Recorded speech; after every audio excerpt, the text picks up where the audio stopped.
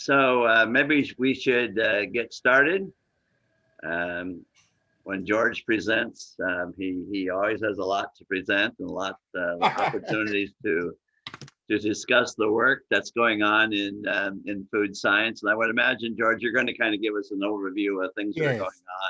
on in food science today. Yeah. So for those of you that don't know George, George is in the endowed chair in cereal chemistry, Yeah. the General Mills endowed chair. He's been there now for a few years. Doesn't seem like, Five, 4, 5. oh my, is it that long already? Yeah, and he's been a great partner for a lot of folks in the college, and certainly a great partner in the context of the Forever Green initiative, and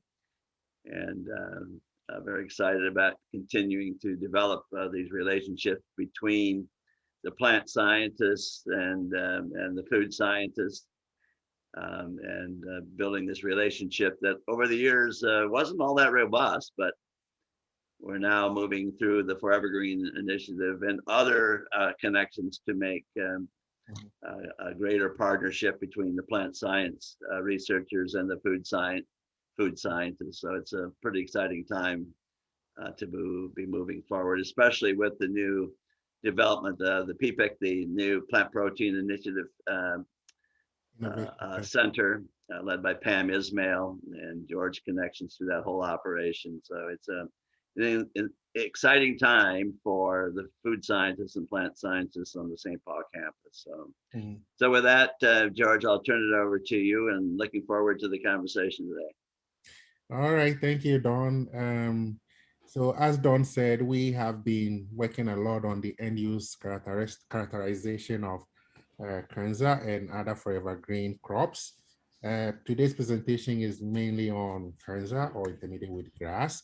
And I'm kind of going to give an overview of what we've been doing so far, bearing in mind, of course, there have been delays and all that, but we still have been working. We've not been just relaxing and sitting down.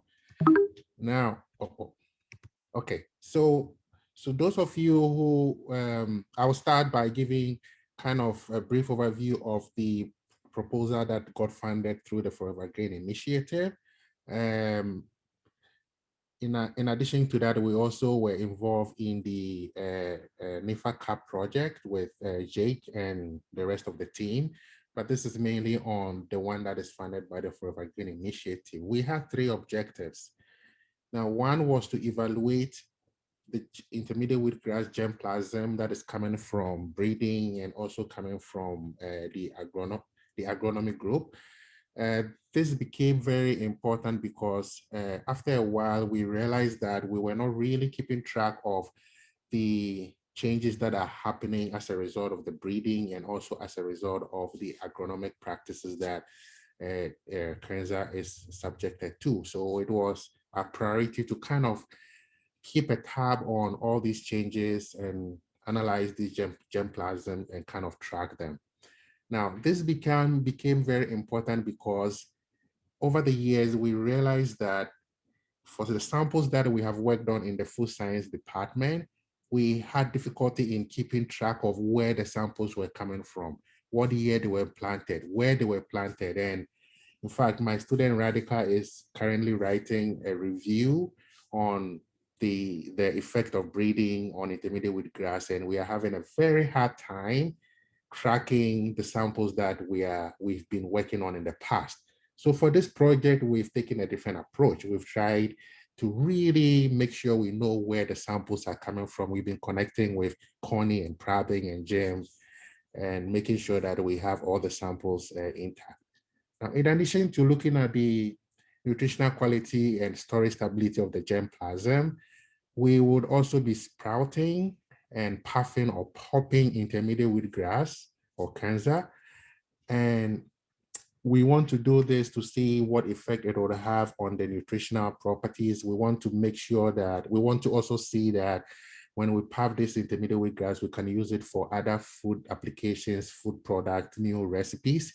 We will be partnering with Beth Dooley to come up with recipes when we do this puffing or popping and also sprouting.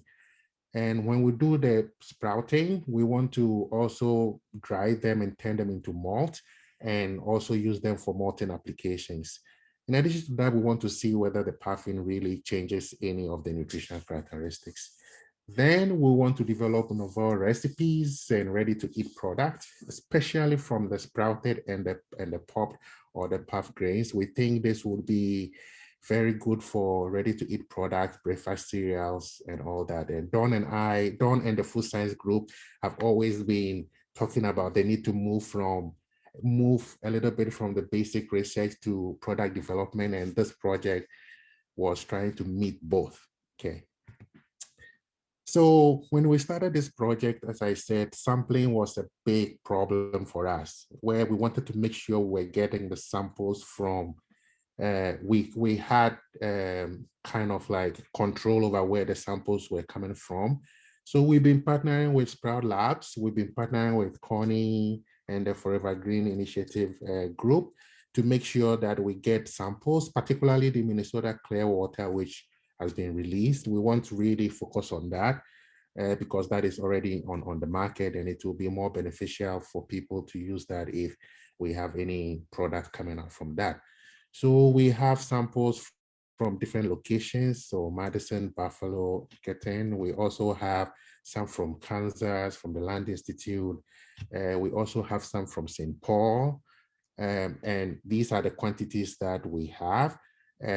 We want to make sure that for the experiments that we want to use these samples for, we have enough. So we've been kind of collecting these samples and making sure we have enough. We also we also got some from Ari, and this is from Stearns County. We got 50 pounds of that. It's also the Minnesota Clearwater. And my understanding is that is food grade, and that is actually going into the popping and the puffing and probably for brewing applications. So we have quite enough of that. So for objective one, looking at the nutrition composition, we wanted to also not only look at the nutritional composition of the fresh germplasm when we get them, but we also want to look at how they store. We've been doing, the food science group led by Pam has been doing a lot of work on storage, but again, we get lost in the samples. There was one sample that they spent quite a bit of time looking at the storage, and they realized that that sample was grown like some years ago.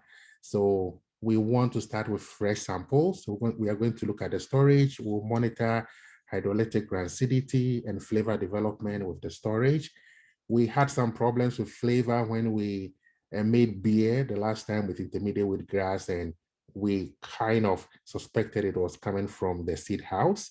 So we want to make sure this won't happen again. So we are going to follow all that. We are also going to sprout grains and pop them. And when we do that, that is also going to be subjected to storage. We want to see how long these puffed grains and sprouted grains will last. The storage would be for 12 months, so a whole year. And during that time, we'll be doing all the enzymatic activity, we'll be measuring oxidative rancidity, basically checking the shelf life of these products. So for the pre-screening part, where we'll be looking at the nutritional characteristics, we've decided to select 11 samples. Initially, we wanted to do a lot of samples, but looking at the number of analysis we had to do, we scaled down. And these samples were selected in consultation with Jake and with Pravin and with Jim. We wanted to make sure we had different locations. So we had 5 Minnesota locations, and we have 1 from Kansas. And then we also have 5 new hybrids that are planted here in St. Paul. Now, when we got these grains, we saw that we immediately realized we were going to have an issue when it comes to dehulling. Some of the grains still had a lot of the house in there. So we had to work with Sprout Labs to really dehull these grains for us. We wanted to make sure we had, if not 100%, 99% dehulled grains.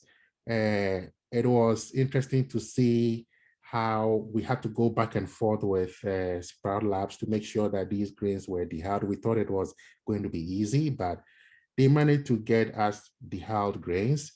Some grains did not really dehull well, so we lost some amount of grains that we cannot use for the screening.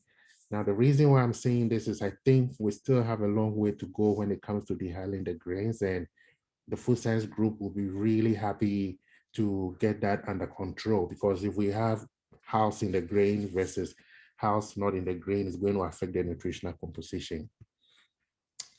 So for the objective one, we have a student, Leslie, who has been working on this. She has about 20 methods that she's going to use to screen all these samples. And that is one of the reasons why we had to cut down. She's been working on practicing on these methods and has been able to kind of master 18 out of 20. So she's gone a long way. Now, pre-screening will start soon. We have all the samples now, so pre-screening will start soon.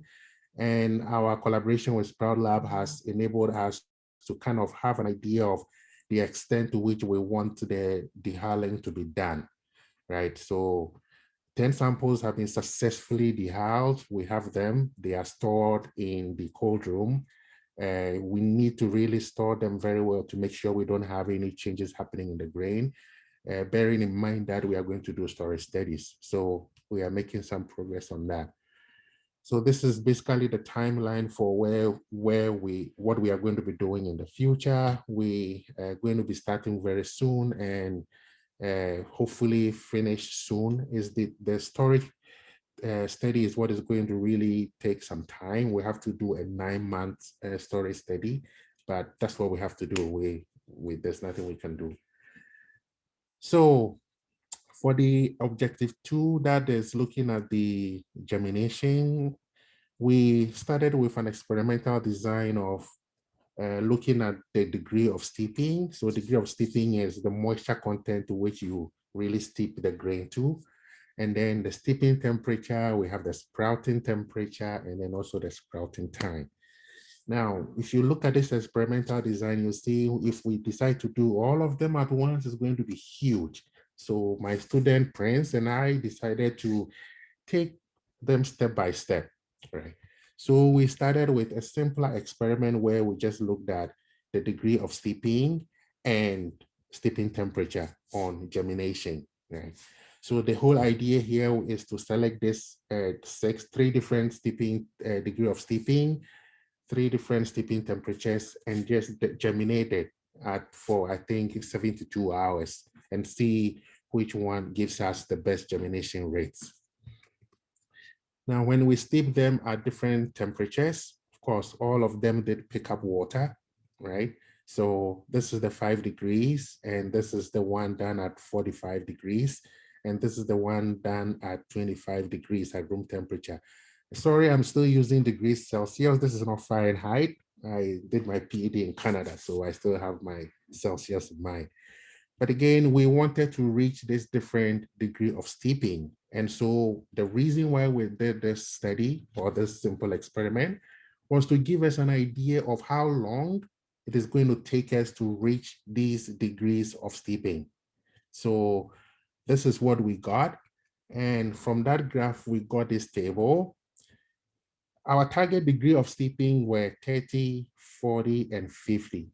Now, if you look at the 5 degree, so we steeped it in water at 5 degree, we basically put it in a refrigerator. And when we did that, it was going to take us 2 hours of steeping to get to 30%. It was going to take us 6 hours of steeping to get us to the 40%. And to get to 50%, it was going to take us 48 hours. That was really long. So we kind of decided maybe we may abandon the 5 degree. Now, a lot of people would ask, why do you want to do it at 5 degree? We just wanted to see whether it will result in any flavor changes, especially when we are going to use them for brewing. Now, when it comes to the 25 degrees, 2 hours, we had to steep it for 2 hours to get around 30%. So it's between 1 and 2 hours. And we had to do 4 hours to get to 40. And we had to do 5 hours to get to 50. So we, of course, cut down the time significantly.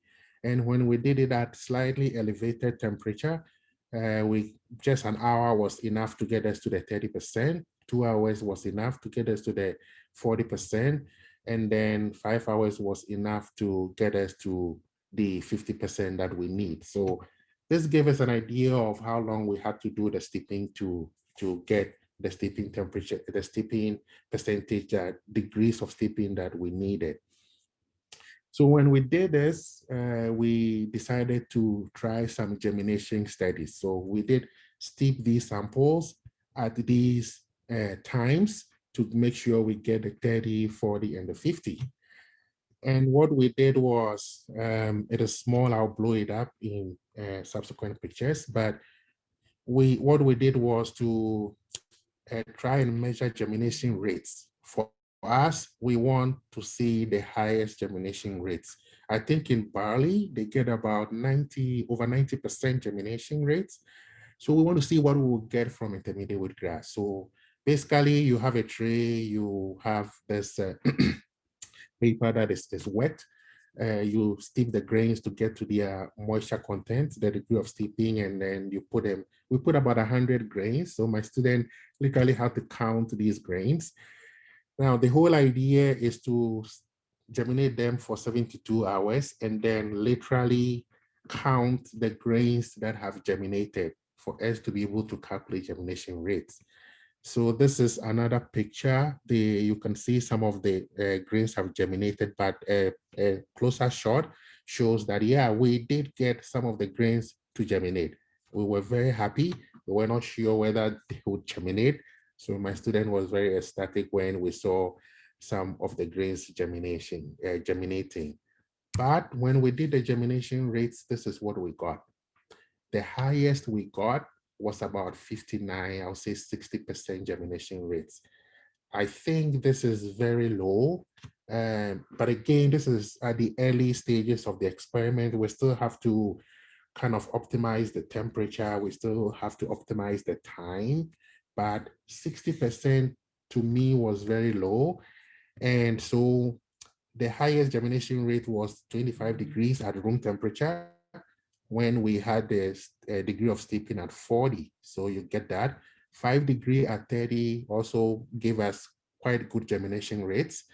Now, when we increased the temperature to 45, we had an adverse effect on the germination rate. So from this, we decided to drop the 45 degrees altogether because we're not getting a lot of germination happening.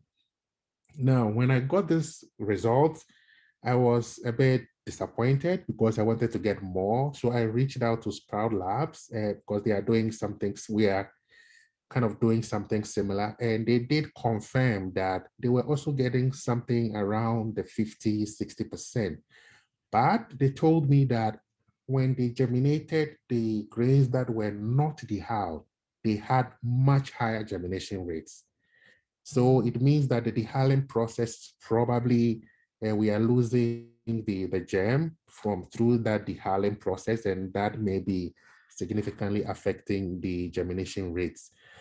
So we may have to try the dehulled grains, the undehulled grains to see what germination rates we can get. The higher we get, as far as we are concerned, the better. But you also have to think about the fact that if you have the house, you have all this bran and all this fiber. Nutritionally, it will be different from those that are dehulled. But maybe when it is being used for brewing, it may be advantageous because all that bran may form like a bed through which you can extract all your wort. So we're still working on this. We still have a long way to go, but our aim here is to make sure that we get as high up there with the germination rates as possible. We have also been doing the popping. And so this is the other objective of this work, to look at the popping. And we all know that for you to be able to pop a grain, you have to condition that grain to a certain moisture content. It is that water in the grain that actually explodes the grain. So we decided to look at initial grain moisture, 12, 15, and 18%. popping time, 5, 10, and 20 seconds, and popping temperature of 250, 270, and 300. Now, some of these parameters were chosen based on what is used for corn because there's none existing for intermediate wheatgrass.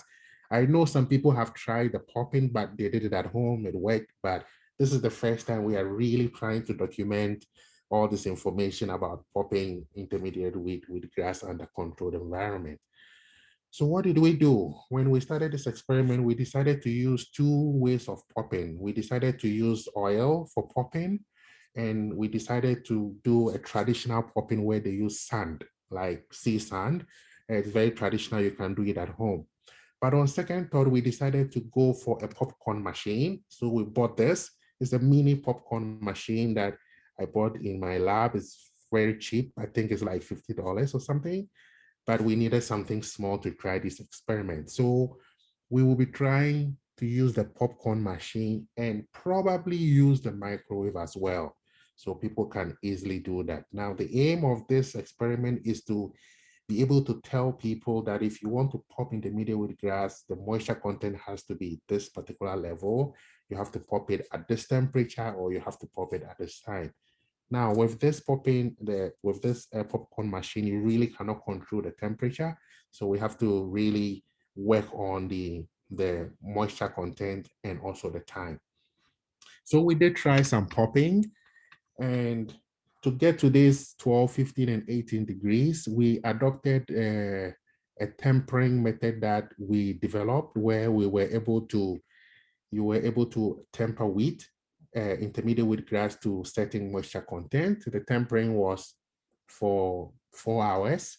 Now that 4 hours of tempering worked pretty much for when you want to remove the bran from the endosperm. So my student and I decided that, oh, we could just use that tempering method for 4 hours to condition these grains to the 12, 15, and 18. So he did that, and we measured the moisture content. We got 12, 15, and 18. And then we decided to try popping for 3 minutes. And the 3 minutes was what was recommended by the popcorn and the company that makes the popcorn machine. And we thought it was also similar to probably popping corn. So we tried it. And we were not happy with the results we got. But again, this is the first trial. My student came to me and said, oh, I tried the popcorn. And I said, do you have any pictures? How did it go? And he said, they all got burned. So this is the intermediate wheatgrass at 12% grain moisture. It all got burned at the 3 minutes. We could see one or two of the grains popping, just one or two. This is not acceptable. We went to 15% moisture, is the same thing. So we were like, oh, maybe if you add a little bit of oil, it may work. Nope, it even was worse. 18%, this is what we got. And this is 30% moisture. This is what we got.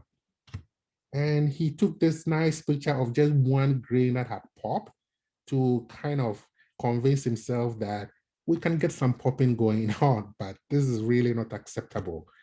Now, thinking through it, this is what I think is happening. Now, that 4 hours of tempering that we are doing to get the moisture content to the 30%, 15%, I think it is just enough to make the bran of the grain wet enough for it to be removed when you are using it for tempering. I don't think the endosperm itself is really reaching the moisture contents that we want it to reach. Now, the grain will only pop if that endosperm is really 14% moisture or 15 or 30% moisture. So what we are going to be doing would be to extend the time of the tempering.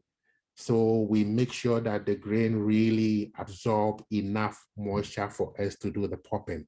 So Don, I'm sure you are very disappointed, but at least we got one or two grains popping, so we'll make it work.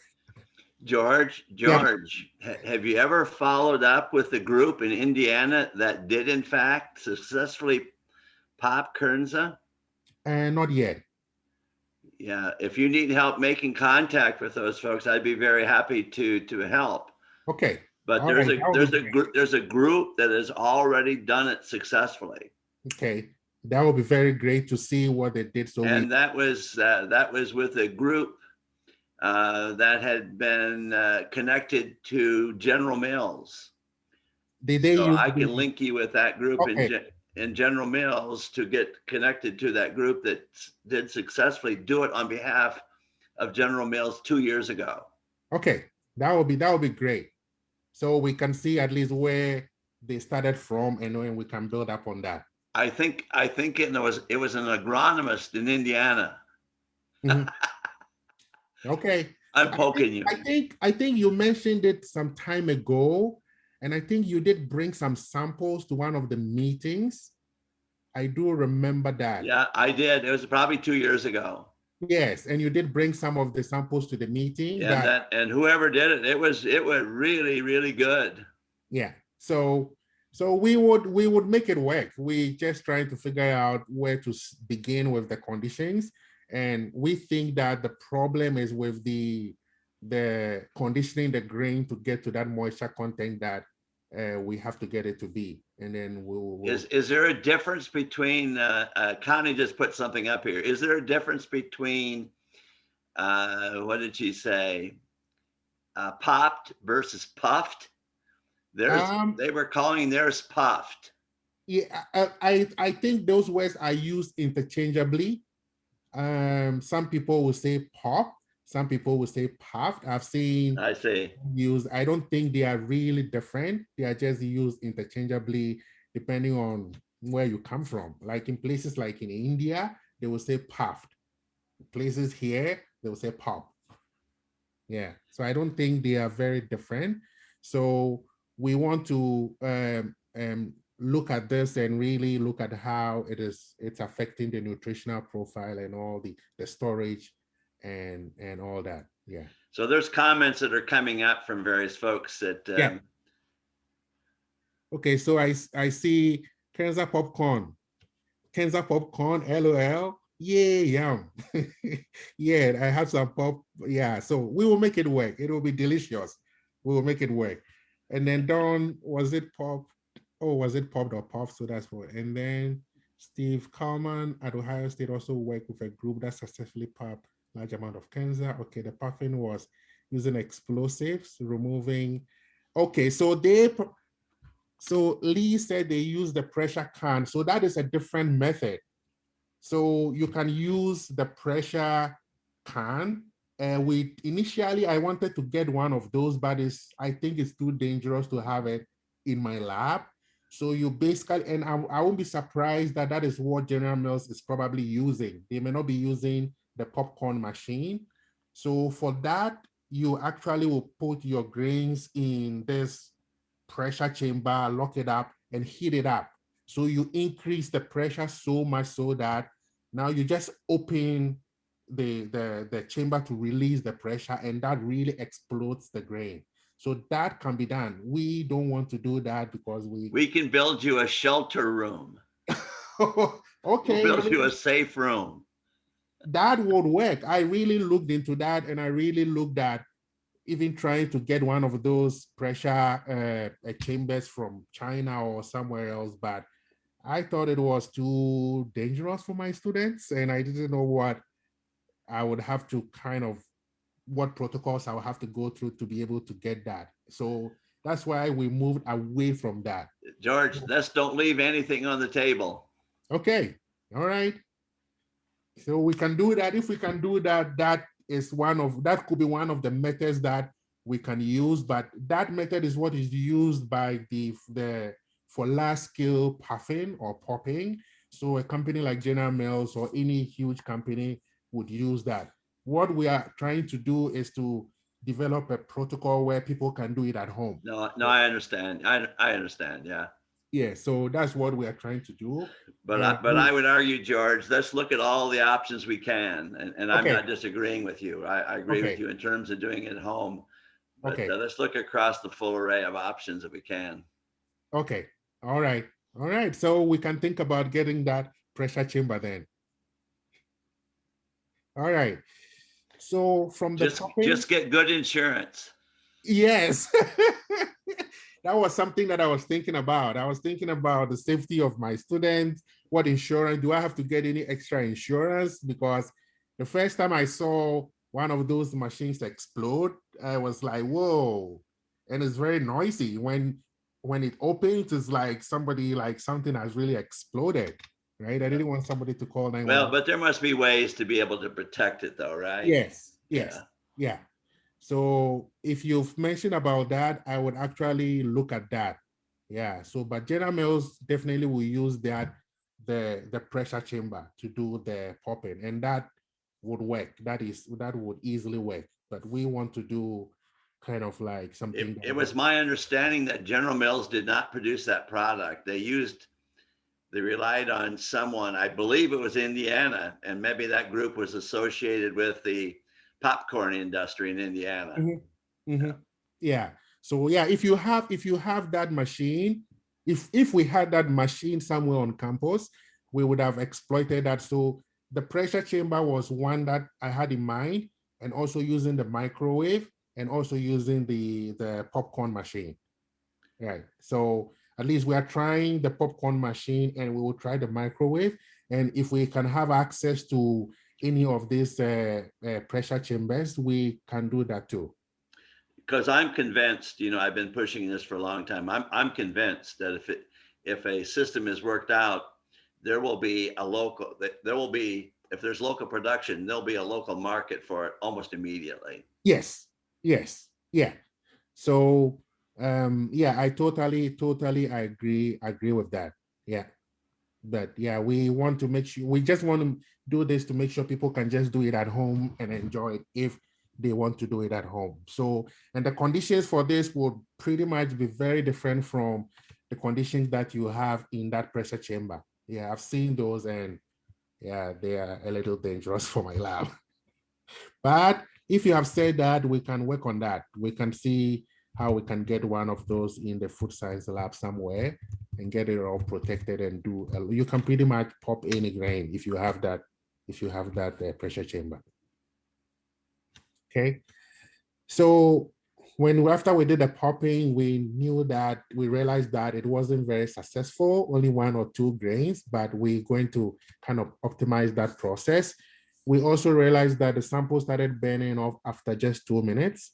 And we, even when we got to 40 to 50% grain moisture, we didn't get much popping. But again, as I said, I think we'd have to look at that conditioning and make sure that the grain, the endosperm itself, has reached that 40 to 50% or whatever moisture content that we can have. Now, somebody suggested the use of a pressure cooker, the regular pressure cooker. And well, yeah, probably we can try that too. So a lot of ways to pop grains. Okay, so this here is on the project that we had before the current one, and we were looking at the tempering, and basically it was done by my student Radhika, where we looked at what conditions can we really temper intermediate with gas to get it milled very properly. So we previously would just mill the grain and we'll just run it through the mill without any tampering and to separate the bran from the endosperm. We're having issues with that because we're having a lot of the bran getting into the endosperm. So we decided to look at what moisture content we can do this tempering to be able to make sure we get effective tempering to get like pure, refined, intermediate wheatgrass endosperm flour. So this is just some information, but basically I wanted to show you a picture of when we did the tempering and when we did not do the tempering. This is the bran. So when we did the tempering, you could see that we were able to effectively remove the bran without having a lot of the flour in the bran. Now we did this, we conditioned this to 12% at 4 hours at room temperature, and we were able to effectively do the dehaling. Now, when we look at this picture here, this is grains that were not tempered and they were just milled. You can see all the bran is all kind of meld too, and you have a lot of flour coming into the bran. So you are basically losing some of the refined flour in the bran and vice versa. And having a lot of bran in your grain would significantly impact the functionality of the grain. So this is about tempering, and what it is basically adding water to your grain and keeping it over a certain time and temperature to make sure that you toughen the bran. The bran become very rubbery, and then you are able to effectively separate it. So when we did that, what we found was that removing the bran actually improved the protein aggregation kinetics, right? So we were able to get the gluten really developing way better than when we don't do tempering. So this is non-tempered, this is tempered at 12%, this is tempered at 14%.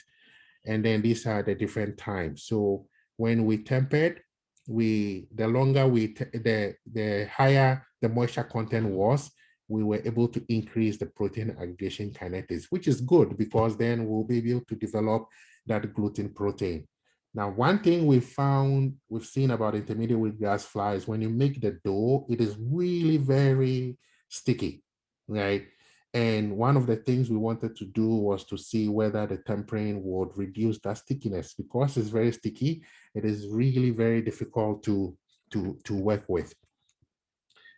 Now, so the non-tempered flour had lower aggregation energy. They were basically inferior when they are compared to the tempered samples in with regards to the protein aggregation kinetics. So we realized that, yes, you could temper to about 14% for 4 hours.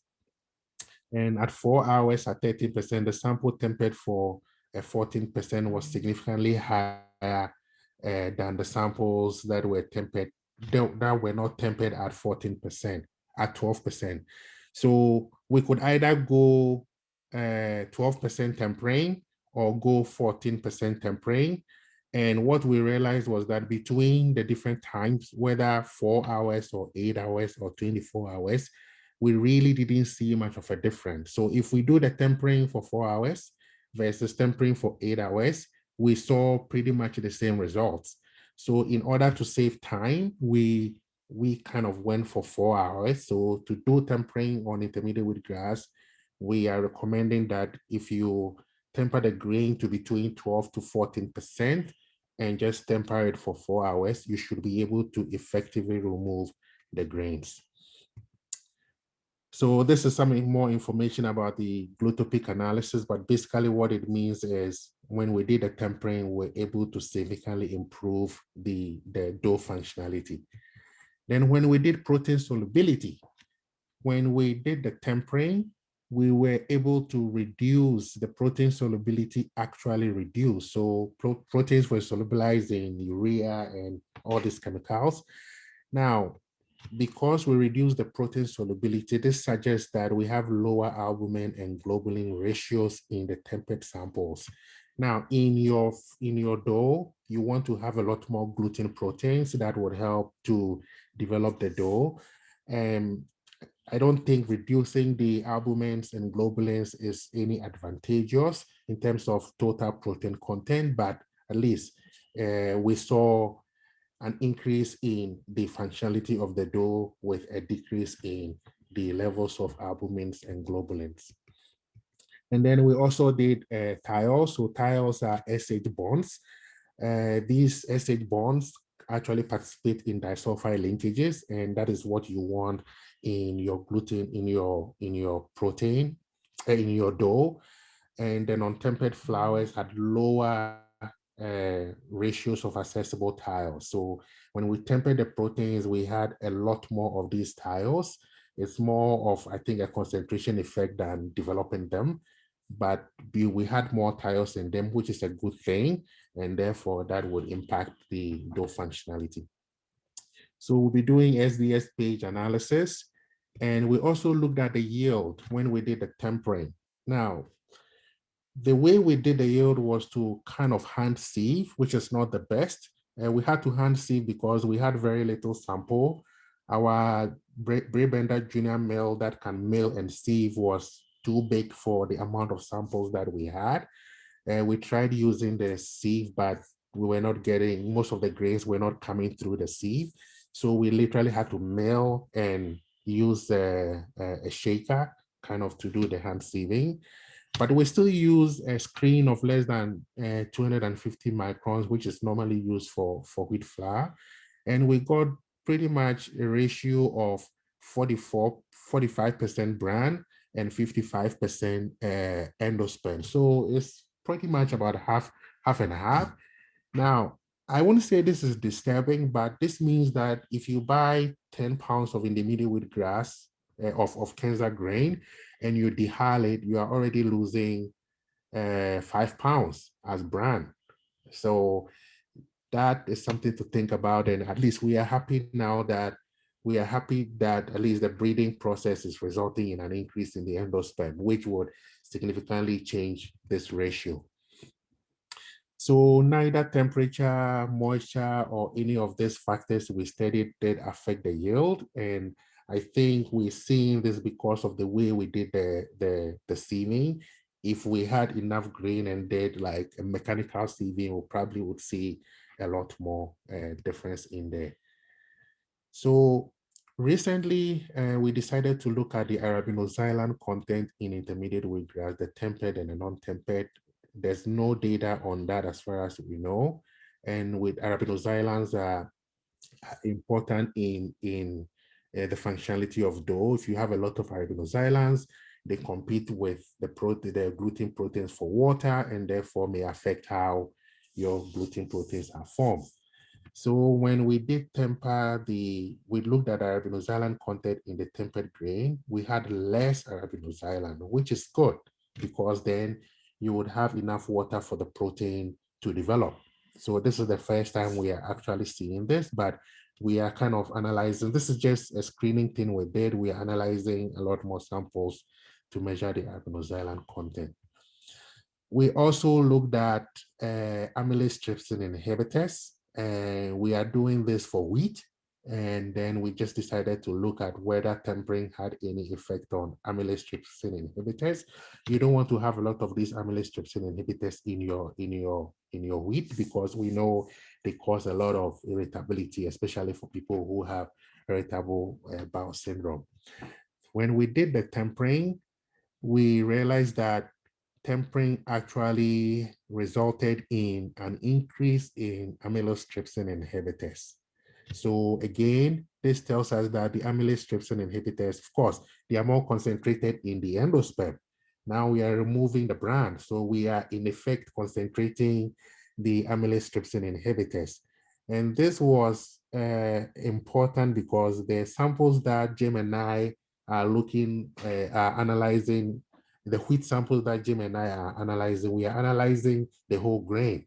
So Jim, at some point, it will be good to look at refined wheat versus whole wheat to look at how the ATIs vary. We will be doing the FODMAPs. We haven't done that yet, but my student will be looking at amino acid analysis. We'll be looking at the glycemic index. We'll be looking at the FODMAPs. All of these have not been done, and we want to collect all this information and make it available to anybody who needs them. We would also be looking at the baking using our tempered and the non-tempered flour. We are 100% sure that the tempered flour would have better baking properties, but we have to test it. So tempering improved the protein network, which is good. And we have been able to know that 14% target moisture at 4 hours is enough for tempering. You can go longer than that, but you won't see much of an effect. And then the incubation time, as I said, has no effect. And the tempering, we are still kind of fine tuning the tempering time and the moisture content, but as I speak now, if anybody should ask me, 4 hours, 14% would be okay.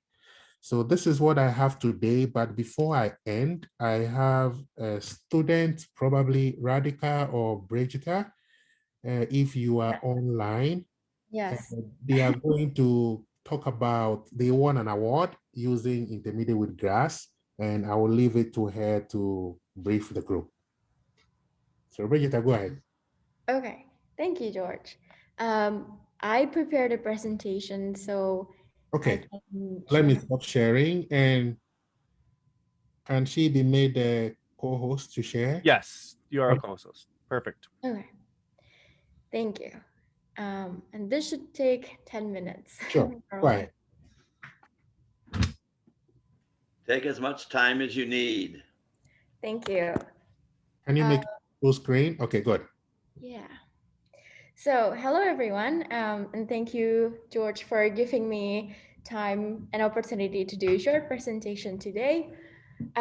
So, today I am representing my team's product development creation, Ritos. And we also recently got first place for the American Society of Baking product development competition. Yay! So their theme this year was sustainability caring for the future. And one requirement that they asked us to do is to incorporate any food byproduct ingredients to our final baked product. Oops. Okay. So here is a picture of my team. There's from left to right, there's Sonali, there's me, Radhika is our team captain, and there's Stephen Kak. Before we move further, I would like to take you to the behind the scene of Rito's production.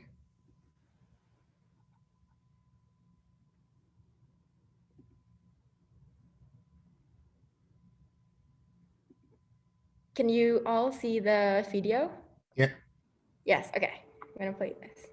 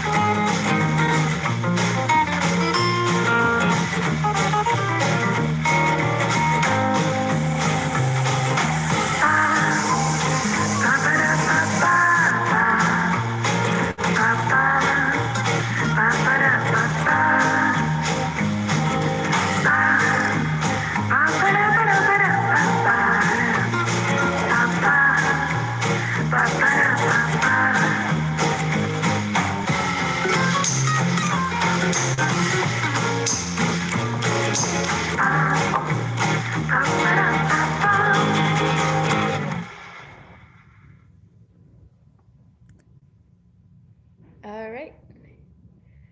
So going back to the presentation. So why did we make Ritos and how and what inspired us? So the first one is that the issue of food waste that needs to be tackled.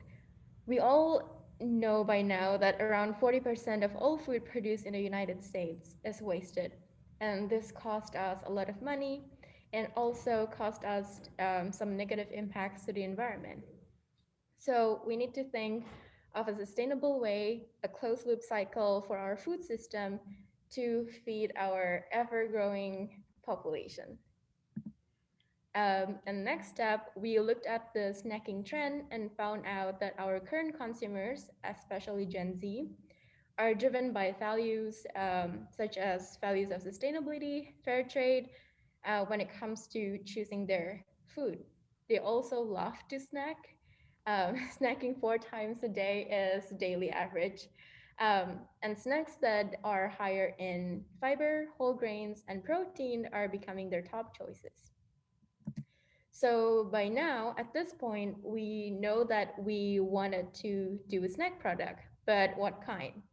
So to figure this one out, we think outside the box, meaning we think globally, internationally. Ritos is essentially inspired by rusk, which is a hard biscuit from India, and also baglan, a hard buttery biscuit from Indonesia, which is where I'm from. And then we also is inspired by graham crackers from the United States, and the flavors are inspired by the United States as well. And throughout our journey, these are the three core values that we keep in mind as we develop our product. We want Ritos to deliver these three key values to the consumers. So sustainability, health, and innovation. So in a nutshell, Ritos is inspired by the people and the planet. So to define Ritos, Ritos are basically upcycled cookies made with locally sourced toasted bread scraps and spent whole grains. And it came with three different flavors: cinnamon spice, mocha, and pumpkin spice. And it's unique and differently made from other cookies in the market because, we have that cute little shape with external crusty layer. And it is a lightly sweetened cookie, so you can pair it up with tea, milk, coffee, or just eat it as is. So it is chemically leavened cookie, and Ritos is made with at least 30% upcycled ingredients. And we made our own upcycled flour blend, which is made up of around 15% spent kernza, almost 22% spent barley, and 64% toasted bread scraps. And because we incorporate this spent whole grains, we boosted up the fiber content of Fritos up to 11%, which makes this a good source of fiber snack. The ingredients are pretty much common as an original cookie would. We use flour, sugar, butter, egg, baking powder, vanilla extract, but we also use vital wheat gluten to enhance the texture, and also we add monk fruit extract and allulose to reduce the sugar content. For cinnamon and pumpkin spice flavor, the formula are basically the same, but for mocha flavor, we actually use spent decaf coffee ground, which is also an upcycled ingredient. And this is just an example of our nutritional facts for cinnamon spice. And you can see that the dietary fiber, only 3 grams, but it's 11%. So let's talk about the upcycled ingredients. So first, we have the bread flour. So the bread flour is just, basically we slice the bread, dehydrate the bread, blend or grind them into flour, and then toasted them to bring out their colors, flavor, and aroma. Why did we choose bread? Because a third of the bread produced in the United States is thrown away to landfill. It's a bit of an irony because we love bread, yet bread is the most wasted food in the United States. We experimented with different kinds of bread: whole wheat, white, sourdough bread, but for our final formula, we only use whole wheat baguette because of its neutral taste. Our second and third upcycled ingredients are basically spent whole grains. Consist of spent barley, which is known as brewer spent grain, and spent kernza. We use this because it is high in fiber, high in protein, it is whole grain, and because they made up to 85% of the total beer manufacturing byproducts, it means that we have a lot of supplies because a lot of spent grains are being generated every year. So how it's made. So I showed you the teaser or the video, which shows how we made Ritos in kitchen scale. And if we were to pursue industrial scale up, this is what we have in mind. So first, at the receiving point, where we receive our raw material, there will be allergen control, ingredient, and supplier control. And then the cookie dough and the cookie crust will be manufactured simultaneously at the same time. It's basically just mixing the ingredients, fit it into a feeder or hopper, and they will be co-extrude and wire cut so that the product will be 4 millimeter thick. And then it will be chilled for 5 minutes before baking in the oven. The baking itself is the process control or the kill step. And then it'll be cool in the conveyor belt. It will package, label, and another allergen control will be performed here. And then it will go through a metal detector line and into the warehouse. So the picture on the left is our packaging prototype. We choose to use the metal tins because they are recyclable, reusable, and the transparent lid will allow consumers to see what's inside. Um, Basically, our market values are convenience, global influence, and innovation, health, and sustainability. So Ritos saving the world has never been tastier. And with that, I conclude my presentation. Thank you. All right, thank you very much. Any questions, comments? Yes. Well, yeah, is it going commercial? Do you have a commercial partner?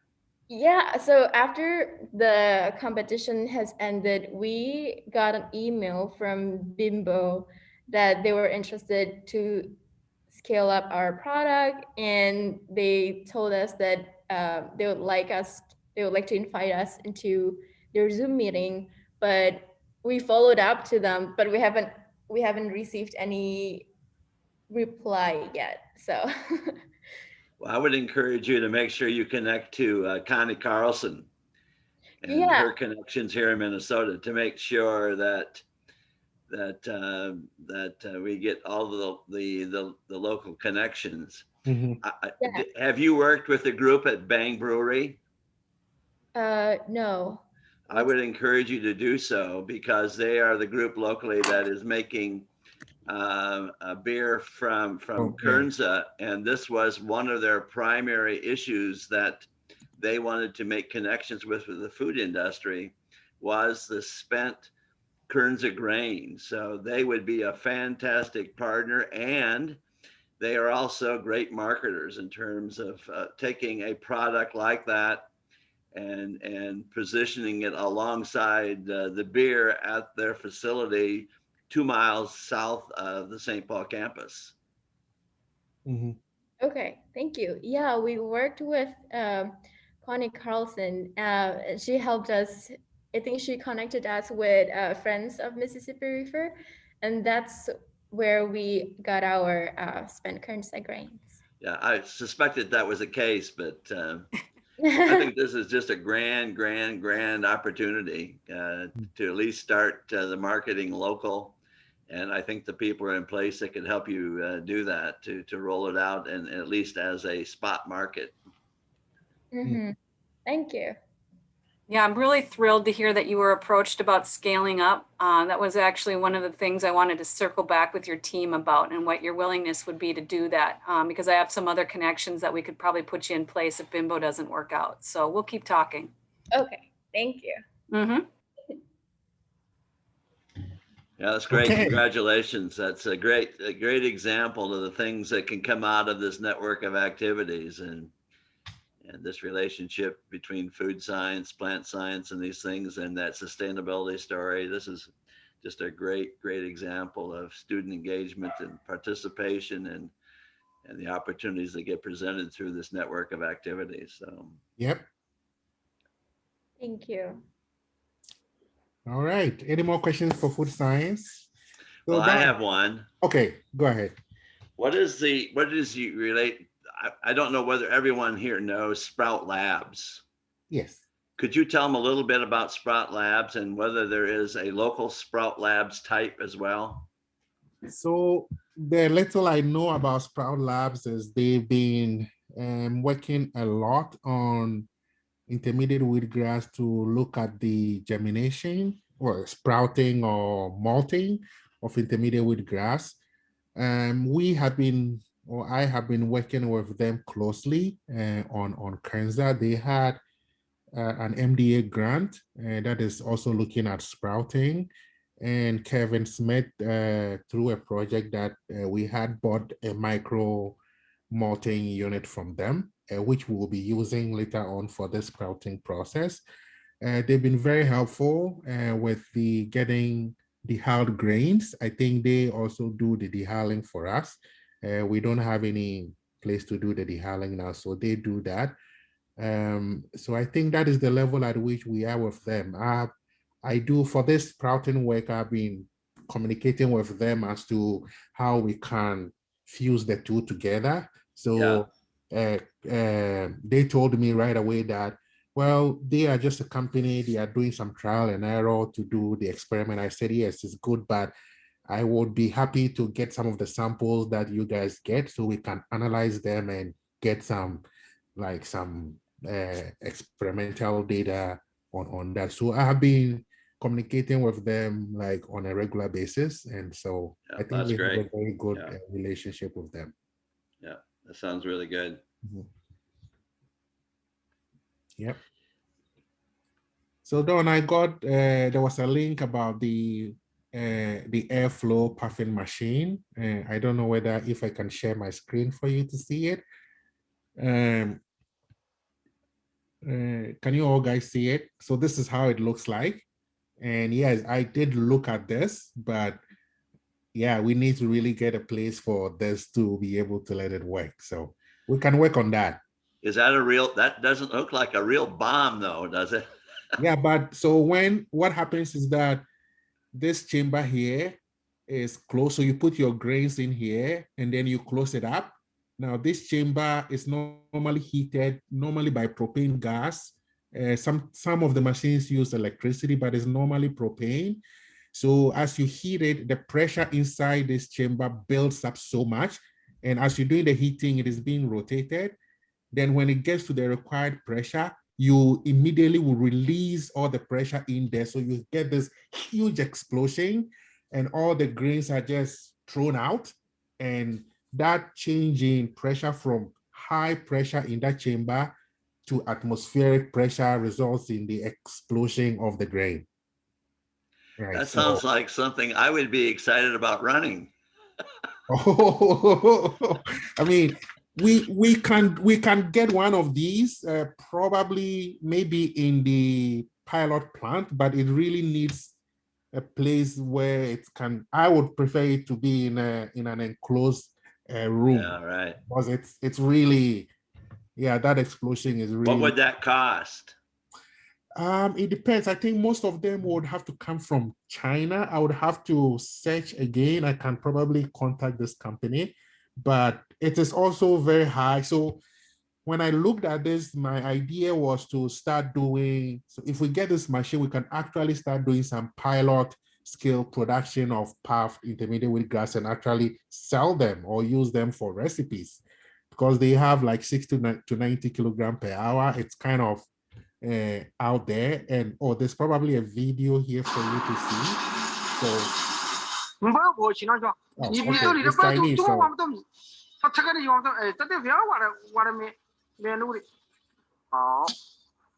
so you put the grain in there and you close it up.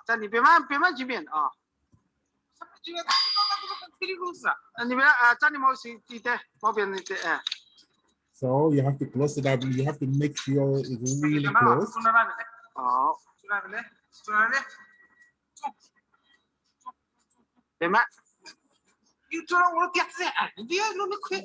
Oh my God, it is a bomb. Oh yeah. Let me lower the volume.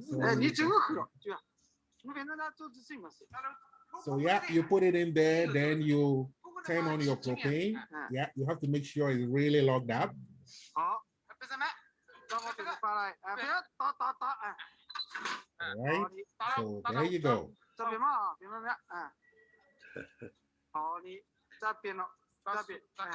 It's just a 2-minute video, so we're halfway. I just want you to see how it works. So as it is being heated, it's being rotated. And the heating, I think, is normally using propane. So you see the fire beneath it. Yep. So it is heated until it gets to a certain pressure in there.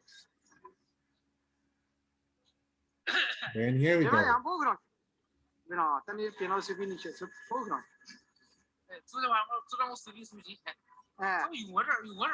So you have to be monitoring the pressure on that pressure gauge. Yeah.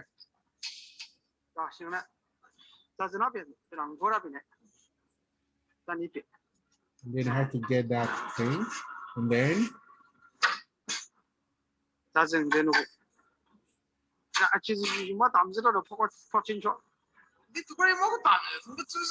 when you open it, when it explodes, you get the grains all on the not on the floor, but you have to have something to hold the grains. Otherwise, they just go all the way. Okay, so that is how it looks like, and I looked at it, and I wasn't sure. I wanted to have Well, it. that's very informative. I wasn't, I obviously hadn't done my due diligence on it, but I now see what you're saying. So, yeah, so I would support, what you're saying in terms of looking at other models, but yes, but I would also really be interested in thinking through about the possibilities of getting something like through that type of system, yes, positioned in a safe way to start yes. moving a product out into our local market here, if possible. Yeah. I probably, when I was thinking about this, I was probably thinking about Forever Green getting some extra insurance for my lab. Yeah. Well, but Anyway. In biosystems engineering, in the old engineering building, isn't there safe space in there when they were doing all of the engine work years ago? Aren't there some safe labs there? Yeah, I think if we really want to get this, we can make it work. Yeah. I just didn't think I would be able to do all these things within the time frame that I had for this project to run. Yeah. But we can look at this like long term and get it somewhere. If there is any company anywhere who has it, we literally can go there and use it. Yeah, right. But yeah, it is really very dangerous. Yeah. All right. Okay. Like some of the folks that have been sending message based on me running it, I think there was a vote that maybe Don shouldn't, right?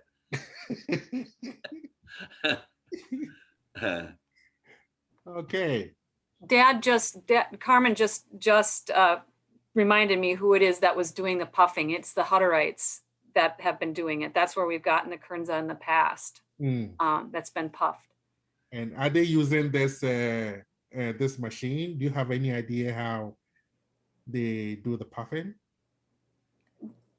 No, I haven't seen any. I haven't seen any like video coverage of how they've done it, but what I've seen in the past doesn't look quite their equipment. The Hutterite equipment that I have seen for some things looked a lot older and like maybe even more dangerous than what you showed there. Yeah, I mean, industrially, this is how it is done. If any company does any puffing, this is how they will do it. Yeah. Well, as we all know, there's a lot, the Indian culture uses a lot of puff grains, and you go to a grocery store that serves Indian products. Yes. I mean, I was just shocked at the row after row of puffed grains. So the traditional Indian way of doing puffing is, so you can have like, I would say like a smaller version where they just do it along the street, basically, but it's really still very dangerous. There are a lot of YouTube videos of some of these like big explosions happening. But I think for most of the traditional ways in India that I've read about, they will use sand, like they will put sand in a tray and heat it up to a high temperature and put the grains in and just stir it up. So that sand, the heat from that sand is transferred to the grain. And it was one of the things we also wanted to look at. We probably will try it down the line, but that is how you can also do it traditionally. Now, the microwave and the popcorn machine are kind of trying to get something that will suit how people cook here. But if I was to do this for the Indian market, I probably may try the sand. Yeah. Yeah. Mhm. Well, great. Yeah, I just, as you know, I've been excited about that possibility for a long time, and I'm Yep. just hoping that we can continue to Yeah, move we forward. will make it work. And I do understand your thought. It would be great if it could be done, sold in packs, and then be done Exactly. at home. Yes. But Yes. I'd love to continue to think across that full pattern of opportunity to move it forward. To me, it's just an obvious market for this grain. Yes. Yes. Figure it out. Yeah. So. Yeah. So if we can get one of these machines somewhere on campus that is safe, we'll just start puffing grains and selling them. Easy. Yeah. Yep. Cool. All right. Any other burning comments or questions for George before we terminate for today?